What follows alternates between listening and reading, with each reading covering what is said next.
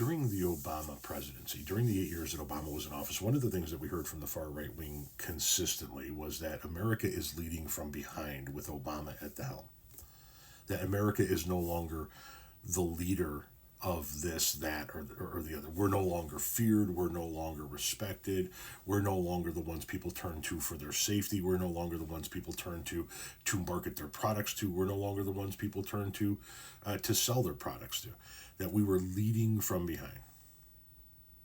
In the first Trump term, in the first 4 years that he devastated this country, he enacted tariffs that caused us to get into trade wars with allies. And one of the things that happened was China stopped buying a significant portion of their bulk agricultural commodities from the United States. And they started buying them from other nations, predominantly Brazil. Brazil wanted to get a piece of that market, and China said, okay, we'll buy from you guys, since the United States is going to fuck around with these tariffs. And it hurt our nation. It caused untold number of farmers to lose their livelihood, to lose their farms.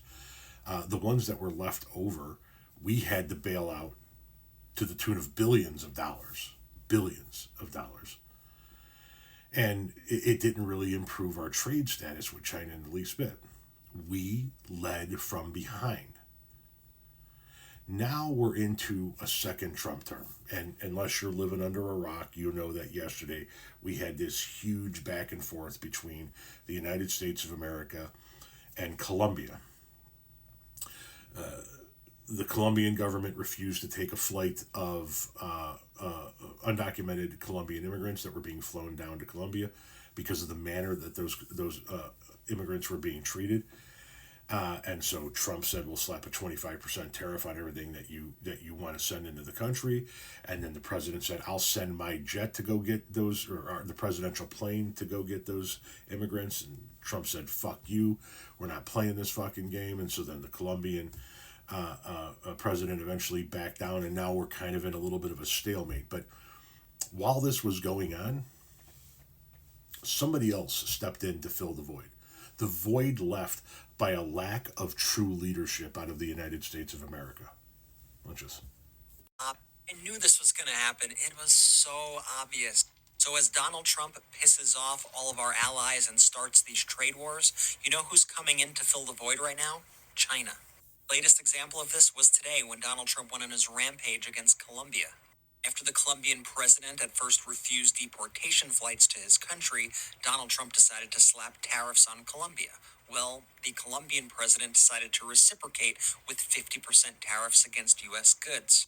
But beyond that, China is now posting messages publicly showing their support of Colombia, and I don't think this is a coincidence. This right here is Zhu Jinyang. He is the ambassador to Colombia from China. And in the midst of all the fighting today between the U.S. and Colombia, he wrote the following. He said, in my interview, I emphasized that as Foreign Minister Murillo said during his visit to China in October last year, we are at the best moment of our diplomatic relations between China and Colombia, which are now 45 years old. He also posted this today. These are, of course, translations. He wrote, China and Colombia are world cultural powers. Cultural differences, far from creating obstacles, bring us closer and enrich us.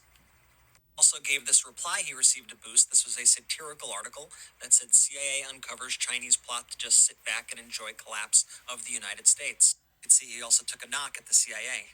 This, to me, is one of the single most glaring problems with Donald Trump's ideology. When the United States isolates itself from the rest of the world needs to find other partners.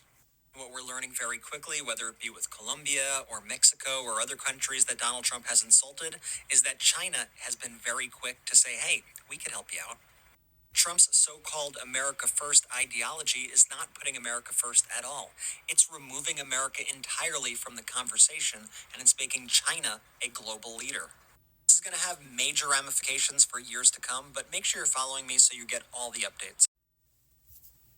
That is leading from behind.